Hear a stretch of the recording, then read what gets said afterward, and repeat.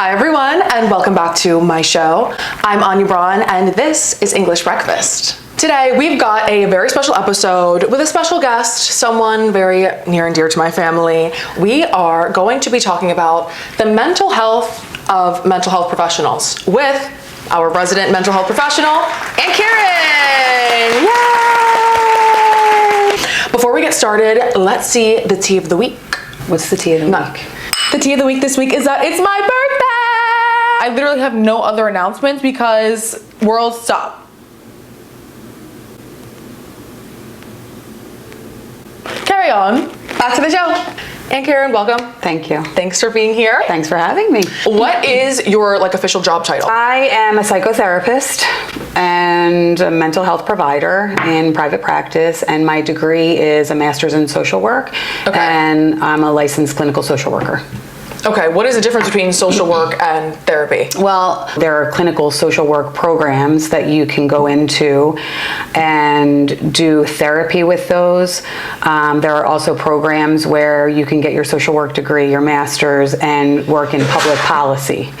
So with that, you can work in with government or I don't know, different agencies in different capacities. Yeah, so it's not necessarily therapy, but you're still working within the community and in a helping profession, that kind of thing. Mm-hmm. So could you be a school counselor, or is that a different thing? No, so I can't be a school counselor, but I could be a school social worker, which a lot of schools now have in their school districts. They will have social workers, and I do believe that there is a certificate program for that. You have to get a certificate now. Oh, okay. But I'm not 100% sure. Now these are going to be your clients or whatever. This is your first. Yeah. I don't know. I don't really know that I remember, to be honest. Really? You want me to be honest? I don't think I remember that. I taught for a long time at the college level. And then when I went into doing this work, I think I was probably nervous the first time. Right. I would presume, going in. Yeah, I was nervous, but excited. And it's just that opportunity to get to know somebody's story and my memory. Mm-hmm. Do you think is it fun? Are you having a good time? Because I would presume that it's probably not fun and very depressing. So I don't find it depressing. No. Okay. I don't know that I would say it's fun either. So I enjoy my job. I love what I do. I love going in and I love supporting people and helping people in their process, growing their awareness. And in that process, I think that there are a lot of moments where there's humor involved and it is fun and I'm laughing with people. And there are a lot of really sad moments too. There's a lot of vulnerability that comes up in that experience. What I'll say about me is I naturally enjoy getting to know people and their stories. I just have a natural curiosity about people and their lives and their stories and the layers. So not just oh, what do you do? But right. I like getting into we were talking about earlier, the YouTube channel, everyone, about the soft white underbelly and how I love that channel. Check them out. They're going in, they're diving deep this is real life. Yeah. And I said I don't watch YouTube, but I watched that one and that happened to be the one. And then I couldn't stop watching because they go deep. Right. Yeah. I really like that too. Mm-hmm. You said that growing their awareness, would you say that's your main purpose in what you're there to do with that person? Is growing their awareness about themselves, about their environment? Right. What is the... Well, I don't know that I go in with what my purpose is. I let them decide what they're wanting in the process, what they are coming in for. And then I feel like I'm the person who supports that process. And in that, I think you're naturally growing the awareness. That's really, for me, the work of therapy is how to gently and kindly, compassionately support a person in growing their self-awareness, learning more about themselves, what they're feeling, what they're thinking, how they are ultimately overall participating in their relationships. And I think that's really the best one. How do you think that, dealing with like some of the heavier topics or like some of the heavier days, how do you think that, especially after having like experience doing it, that has an effect on your own personal mental health? Like, do you do a good job leaving it where it's at, or do you think that it kind of gets to you after a while? So I feel like I'm really good at differentiating in that relationship and kind of knowing where it needs to stay, right? I don't take it home with me emotionally. Okay. I would say most of the time. I think I do a pretty good job of separating from that and kind of going, me, not me, and this is what my role is. But what I will say, what I do find is that I do think my brain is kind of always thinking, I feel like, as most people do, but you're like, I am awake and alive. I do. Your brain is firing. Going. Exactly. It is firing, but I feel like it kind of just bounces a lot. So what I do find is, while I'm not emotionally holding stuff, I will read an article or read something or listen maybe, to a podcast or, I don't know, read a book, and I will think about kind of clients and what they're bringing in, right? Okay. So what they're coming in with. So I might go, oh, this reminds me of this, and this might be helpful, or, that kind of thing. But Right. I don't feel like it weighs heavy on me. I think what probably weighs heaviest on me is if I feel my own inadequacy come up with a client. Like I'm not doing a good job, and so that's kind of where I need to check myself. Yeah. Like, help me. Or yeah. Like, oh my God. Yeah. And so I think that's where I have to kind of regroup myself emotionally and get my own support around navigating that and recognizing like, okay, that's not all mine. Where do you get that support from? So there's you do supervision. So it's called peer supervision, right? Or just participating in a supervision group. So you're with other therapists, and you can either so peer supervision is where you're just sharing different cases that you need support with, and people are offering either kind of thoughts, ideas, or checking in, like what's going on for you. So it's kind of like therapy for the therapy you're doing, but it's not necessarily. Right. So, or you have somebody who's kind of leading, the supervision group, and they're in charge, but that's where. So if I'm really struggling with a certain case or a certain client or my own feelings that are coming up, I would take that there. Okay. How often do you have those? So I actually have a peer supervision group that meets once a month, and then I have another supervision group that meets once a month, not in the summers though, where there's a leader, but everybody kind of participates even in that group. Right. That's pretty good. Yeah, I didn't know that. No, it's really helpful. Mm-hmm. I remember it's really helpful. And here's the thing, and if I'm not meeting, I have colleagues that I'll call and say, hey, I need to run this by you. I need some support with this, that kind of thing. Right, like what's going on. Yeah. Mm-hmm. I mean, that's good. I guess it's because you guys are all at the same practice that you can like talk to like each other about it? No. No, these are people all over. So I have my own practice. I'm by myself. Oh, you're just alone? Mm-hmm. Oh, wow. Dude. Yeah. I didn't know that. Yep. Because I was going to say, isn't there practice. Patient confidentiality or whatever? Like, what are the rules between like, hey, obviously I'm not allowed to like talk to strangers about this, but I am needing support about this because now it's a part of my life as well. And then you are allowed to talk to your peer group. Yeah. Like, who are you allowed to talk to about what's going on? So here's the thing. So when I start with a client, they sign, and it's called an informed consent, and kind of all of the rules are in that informed consent. So one of the things that is in that they have to sign, it basically outlines that it's confidential, right? And these are the areas where I would breach confidentiality, which is murder and whatnot. Yeah, like suicide, active suicidality, any kind of child abuse, child maltreatment, and then like harm to others, that kind of thing. And then in there, it's also outlined that I might kind of talk about their case with colleagues, other therapists. Yeah. Okay. But and the other piece is that I'm not going in and naming names either.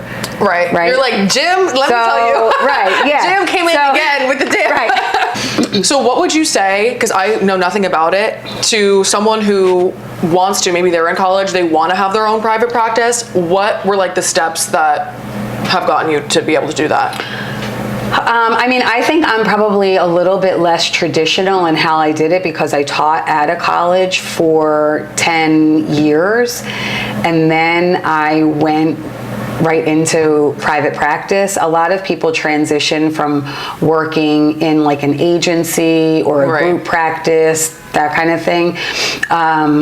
So I really relied on friends and people I knew who were in the field already and did it. I mean, and there are just different things you have to do. I mean, you know, so if you're looking for the practical stuff, you have to get liability insurance. You have to, you know, get like a national provider. I think it's called a national provider identification number. I think that's what it's called, NPI number. So you have to get that in order to build your practice. If you don't already have somebody who's referring, like a referral source, then it's good to get on insurance panels. So that way you're accepting insurance, and then that starts to build your practice because people then can like find you on there. Yes. Yeah. So you don't have to just like on their source provider. these people by yourself. Yes. Yeah. Because I was going to say, where do you even find, you're just like, hello, the mentally ill, follow me. Yeah. Well, I mean, and there are places that you can, you know, you can go on Psychology Today and put your profile on there. There are different places you can definitely do that, but you know, that can be challenging too. It could take a lot longer. How long did it take, like from start to finish, to be like, now I'm, you know, having clients? Well, I mean, I don't know. I've been doing this a long time. I don't even know how many years. So 15 years, maybe. I've been doing like a couple years to do, a couple months. I mean, here's the thing. So for me, it was gradual because I didn't want tons of clients in the beginning because, my kids were younger. So it was perfect because I could have a handful of clients and be with my kids and do what I needed to do. So it kind of organically grew gradually the way that the way that was fitting for my world. Right? So I imagine if I wanted it to grow faster, I could have done more to make it grow faster. But I will say that COVID kind of catapulted it into a whole different universe. That had a really like good... Oh yeah. When everybody was cleaning their houses and painting their houses and, you know, cooking bread and DIY. storing up Making their focaccia. soups for the next 5 years, you know, in the freezer. I've never worked so much in my life. Really? Yeah. You were doing all telehealth? And it hasn't slowed down. All telehealth, yeah. And that was a whole stretch because I was like, there's no way in hell I'm doing virtual. And then I went, Then you had to get on your Zoom. Yeah, and then I was like, okay, so if I'm going to make a living, number one, and keep supporting the people I already have, that I have built a relationship with who are relying on me. Who are like, please do not leave me right now. Exactly, yeah, especially now. I was like, okay, I got to figure this out. So, yeah. And you just did it. You just did it. I mean, was it as bad as you thought? You're like, yes.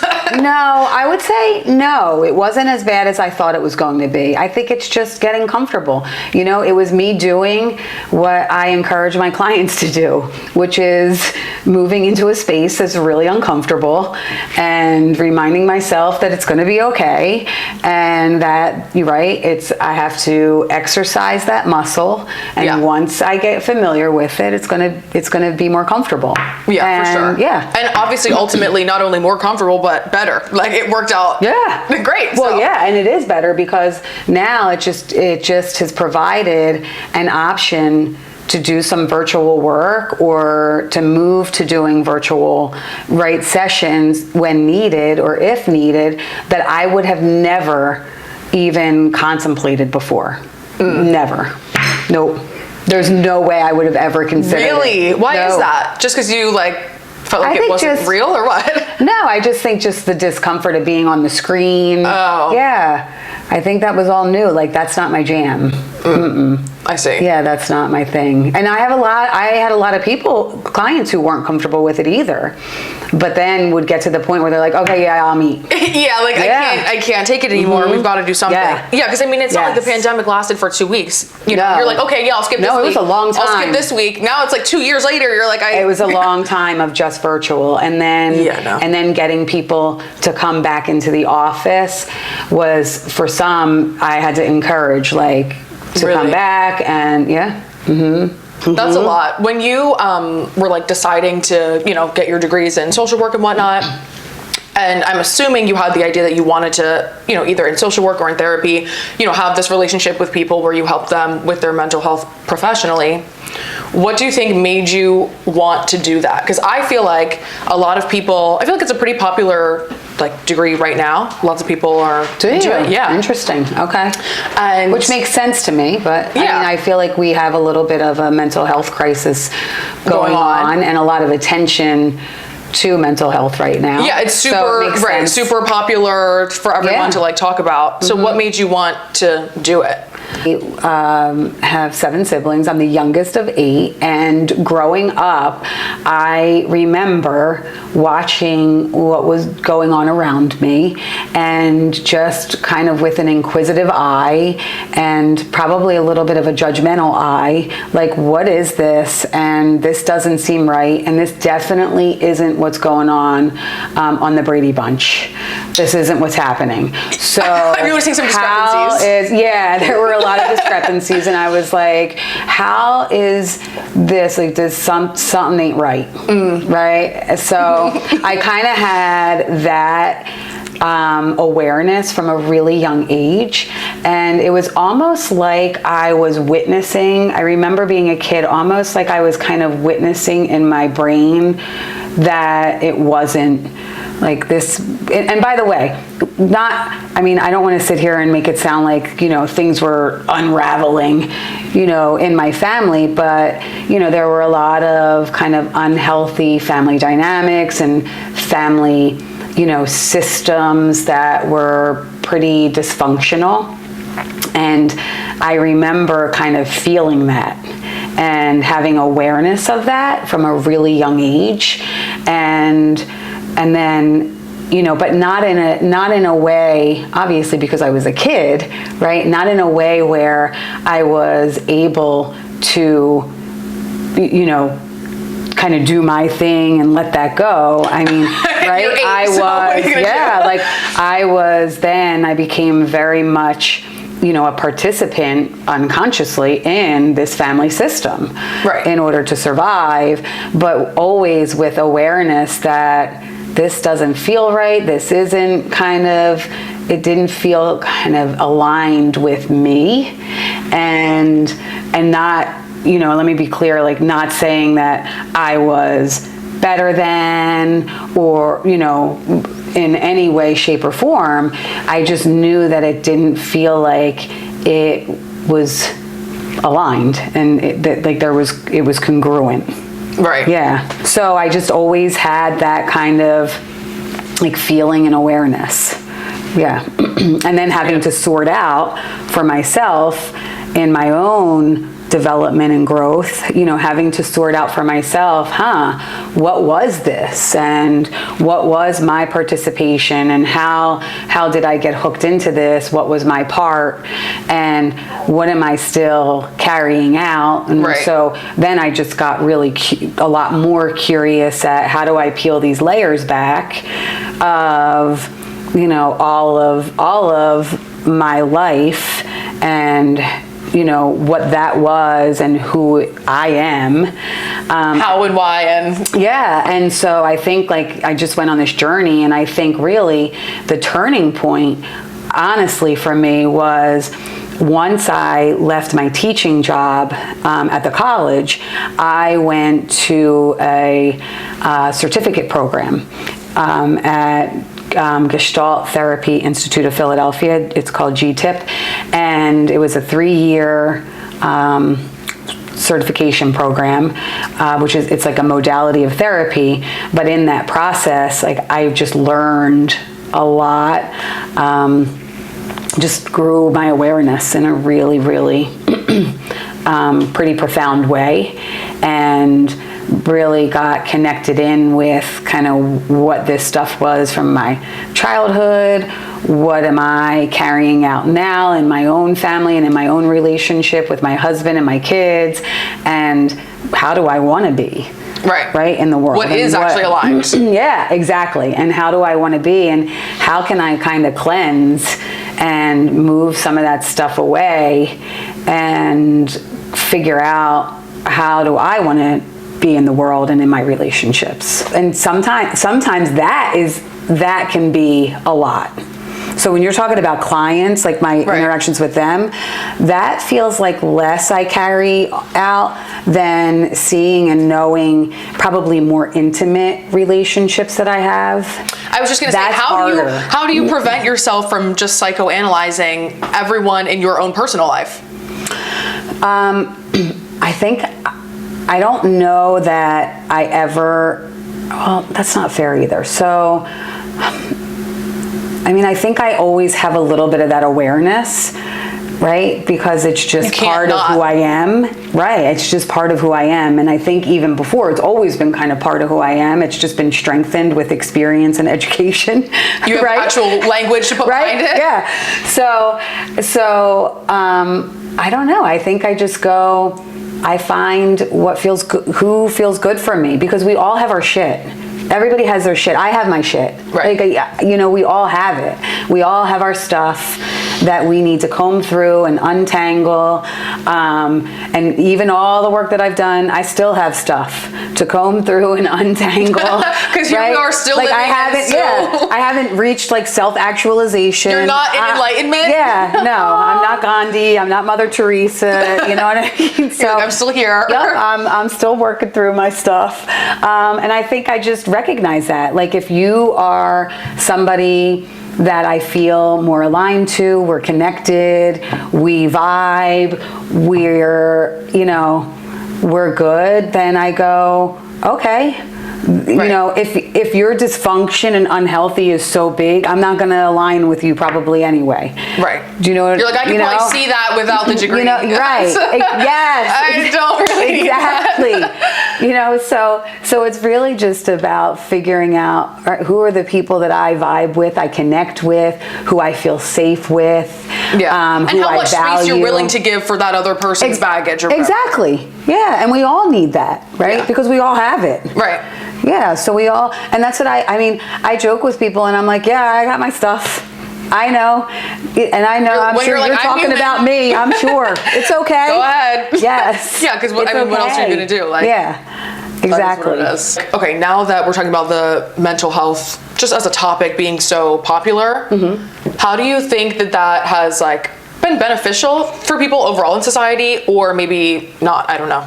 So that's an interesting question. Well, we'll start with where I think it's been beneficial. So I think it's beneficial because it makes it not as taboo, and it's creating, I think, space for us to be more transparent and more vulnerable with what we are really feeling, right, as individuals, and what we're experiencing. So I think it's helpful that way, because it's kind of shining a light on, we can talk about these things, right? It's okay to talk about these things. It's okay to be real about these things and to get support for them. And it's not as shameful. Right, and that's what I was gonna say. It doesn't mean you're weak, right? And so that's something that comes up with my clients a lot, is I feel like it means I'm weak. So it's kind of really making the distinction between vulnerability and weakness, and helping people understand that being vulnerable and real about that and transparent about that doesn't mean that you're weak, right? They're not the same, right? Right. So weakness is really a judgment. So do I feel like it's harmful? Is that kind of what you're asking, or? Yeah, just like the, I guess, negative effects. Like I would say, like, for example, everyone just like wanting, like, you know, all these young kids are like, just sort of self-diagnosing, jumping to conclusions about, you know, and then being like, well, I have this. Yes. So I think, and I don't know if that's a result though of mental health getting attention, or just kind of the exposure to so much information now, and what is really available for people to then hear and see, right, and expose themselves to. Now that everyone knows the word gaslighting. Right, yeah. And I have clients who come in and I'm like, that's not gaslighting. So they'll say, like, I totally got gaslit. And I'm like, that's not, okay, so let's talk about the word first, what that is. Right, now you have to go back to teaching. Right, and so, and a lot of it is, there's a lot of psychoeducational involved in the work I do. I mean, obviously not primarily, but you know, that comes up a lot. But I do think that there's danger in it being kind of like, is it trendy? And then, right? And it's like, what do you mean, is it trendy? You have it or you don't. Right, and kind of self-diagnosing or searching for a diagnosis. I mean, I think that there's a fine line, and it's hard because I obviously believe in what I do, right? And I don't want to like doubt. That you're not right. You're not right. Right, and so it's really tough because I definitely don't want to doubt, and at the same time, I'm like, what's the attachment to wanting a diagnosis? Like, so it can be tough. Yeah, and I do think that it can also be harmful. I think how we are communicating messages, it can either land in a beneficial way or a harmful way. Right. And yeah. That's what I was gonna say, like the language that's used around mental health. What are like some relatively safe words or just language to use around certain things? Like people will say, like, using person first language, like, this is Jim, he's a person with autism, instead of being like, Jim has autism. You know what I'm saying? Mm-hmm. Things like that are kind of more, I don't want to say expected, but they're more, like, popular. You know, people are like more sensitive to being aware of them. So it's interesting because that is like this. So what's so interesting about that is that's something you're saying, but that's something when I was in my master's program, how many years? A lot of years ago, 25 years ago, that was communicated then, right? That you don't say, right? You say so-and-so who has bipolar, right? So that was something that was communicated many, many years ago. It's just that now everyone is just saying it. And it's everywhere because there are so many platforms that communicate things. That just say, you know whatever. What I mean? Yes, That just. Which is beneficial for a lot of things and harmful for a lot of things. So, like, where do you feel that the future now of mental health is going? I'm gonna have some of my tea. Sip your tea. Go ahead. To be a tea thing. So say the question again. Ask it again. I was gonna say, where do you see the future of the mental health profession going? Now that you're going super virtual in some ways it's more popular. Do you think it's going to die down? Do you think it's going to just keep increasing as we move further from real life stuff to AI stuff? What do you think? I don't know. I don't know that I've really thought about it, to be honest. I'm just thinking about when I'm going to retire, and maybe I'll retire before any of that happens. You're like, hopefully the future is now, and we can wrap it up. Exactly. You're like, I'm done. No, I don't know. I think that's a good question because I do joke sometimes with clients when they come in, and I'll say, you know, I want you to know I'm human. I'm not AI. So I do understand. Right. Like I understand because I have kind of the same parts as you, and chemicals and the whole Exactly. I'm thing. feeling So the things, I have relationships. I'm married. I have kids. So that's funny. I don't know where it's going to go. I really hope that it doesn't go in that direction where AI is taking over our jobs, because I think it takes probably the human component out of it. But I don't even know enough to speak on that. You'd have to have Donovan here. He could probably knows talk all of a it lot more about the AI influence. So I did, this is my personal story, you guys. I did therapy as soon as I left my parents' house for obvious reasons. And so I'll drink to that. Cheers. So I did that for a year, I want to say, and I loved it. It was so good. My therapist, she looked just like me. She was tall, light skin, big curly hair. We would talk. She'd be like, "No, you're so right. Like, you should do that." And so I'm like, "Okay, thank you." It was very affirming. Like, I had a great experience. That was obviously my first experience. Was an awesome one. I love her. The only reason I stopped going to her was because like the insurance or something was different, or they stopped doing it. I don't know, some sort of healthcare situation. And so I stopped seeing her, but she's like, "You'll be fine. Like, congrats. Like, go out in the world. You're good." So I said, "Okay." So I saw her actually I saw her doing kickboxing in a kickboxing class, like way after that. And I was like, "Oh my God, hi." It was so nice. But I feel like I lucked out with that. I know that that's not always the case. And I would like to know, what advice would you give to someone who's going to maybe their first couple sessions and they're not vibing with their therapist? Well, I mean, I think it maybe depends on where you're at in the relationship, whether it's worth having a conversation, right? That this isn't feeling good, or say they're new, like you're going to go to therapy for the first time. Obviously you do what everyone else does, and you pick a person who's on your insurance, and then like, I feel like people are weird about being like, okay, well, therapy just wasn't for me because I had I think an experience you have to try different people. I mean, because the bottom line is therapists have personalities as well, and ways that they carry themselves, ways that they participate also in the relationship. And so if it doesn't feel like a good fit, I think it's probably best to pay attention to that and honor what your truth is in that, and try to find somebody else, because there are lots of therapists out there. Exactly. And as the therapist, if somebody came to you and they said, "Hey, this isn't working, like I'm not feeling it after whatever third session." How do you feel? Like, for someone who's going to do that, are you going to be like, "Oh my God," or are you just going to be like, "Okay," like? So how would I handle it? Yeah. So I would say, I really appreciate you being honest. Like, tell me what's not working, and do you want to work on that, or do you want some support in finding somebody else? You get to decide. So that's the other piece. Like, therapy is about supporting self-determination, right? And the idea that people can have their own voice and they can self-determine. They can decide what's best for them, what's not good for them, what direction they want to move in. Right. Yeah. I mean, and I might be concerned if it's like the 10th therapist. Then I would say, like, is this a therapist thing or is this a you thing? Like, I mean, and it's possible it's still a therapist thing, but that's a lot of therapists, right? To go through, within 5 months. Yeah. Do you feel like everybody should go to therapy?